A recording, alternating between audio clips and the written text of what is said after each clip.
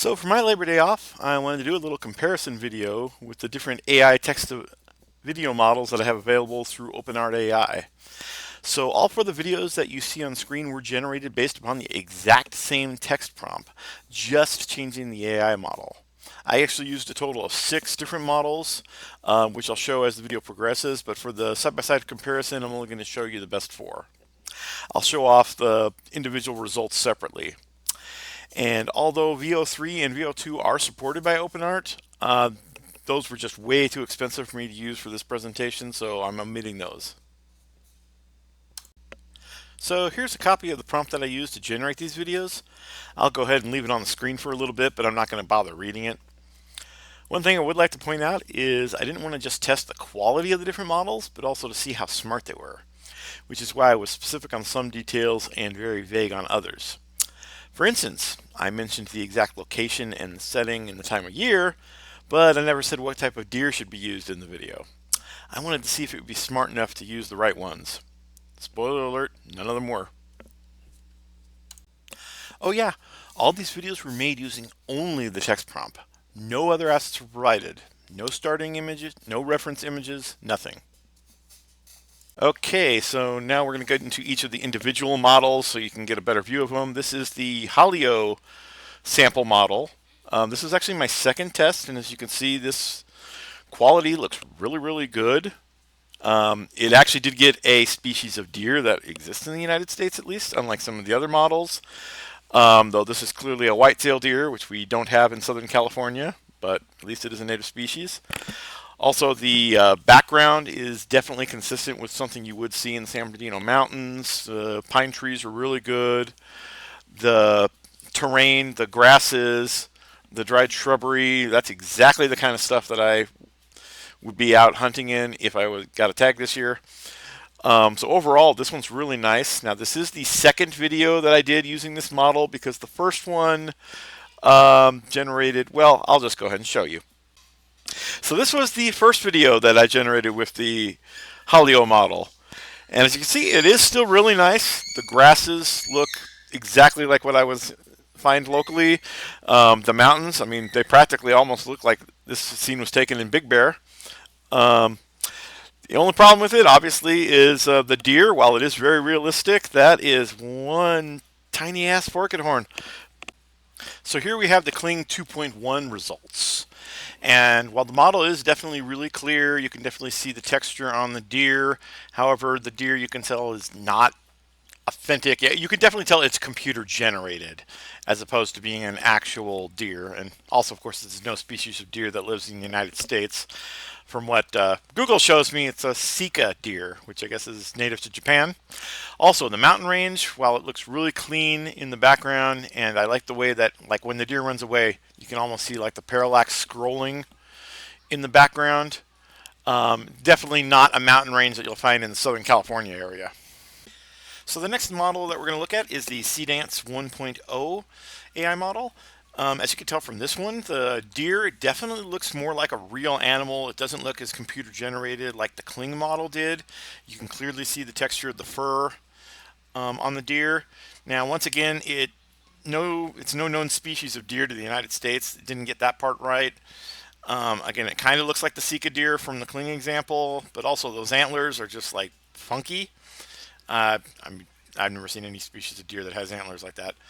The background, the close background obviously is really good. That looks just like some kind of wild plants that you would find, not necessarily in the Southern California San Bernardino Mountain area, but it definitely looks real.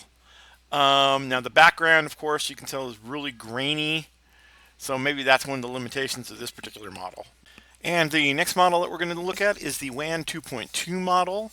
Now, the first thing that stands out to me with this model is it's very choppy. As you watch it, you can definitely see that the screen stutters. Also, it doesn't look very natural, like when the deer raises its head and starts to run away. Just definitely does not look like the actions of a real animal. Species of deer, it kind of got right. It looks kind of like a cross between a whitetail body and sort of mule deer antlers. The vegetation, when the screen's not moving, it definitely looks real. like real glasses. The hills do look like something you might find in San Bernardino area, maybe not the distant ones. But overall, the quality on this one, so just mainly the choppiness that hurts it, in my opinion. And now we get to the first of the honorable mentions. This is the Vidu Q1 model, and right off the bat, you can tell it's not the best. There's a lot of artifacting. The background of the image, as you can tell, it almost looks like a low quality JPEG. It's very grainy. The pine tree in the like right behind the deer is pretty good, at least. I mean, it looks like a species that you'd find in Southern California. As far as what type of deer that would ever be, I mean, I'm pretty sure it's just a completely made up one.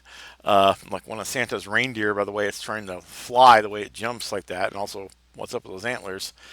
It is an older model, though, so take that with a for what it is. I mean, the description of this particular model says it's mainly used for anime and storyboarding, so realistic scenes probably definitely not one of the better ones to use. And the final model to cover is the PixVerse 4.5 Fast model. It does live up to its name in that this entire video generated within, I'd say, about 25 seconds versus some of the other models where it took 2, 3, almost 4 minutes in some cases to generate a full 6 second or 5 second video. But as you can tell from the quality, you get what you pay for. This one is obviously very computer generated. It doesn't have any realism to it at all. So if you're looking for realistic scenes, I mean, this one really wouldn't work for you. But as far as just quick animations, if you're doing like children's stories or something like that, this model might be perfect. But for the more advanced realistic images, you're going to want to stick to the Kling, stick to the Hailuo, as those ones give you much better results. Okay, so that's all the models that I'm going to be covering in this video, but that is by far not all the models that you have available to you.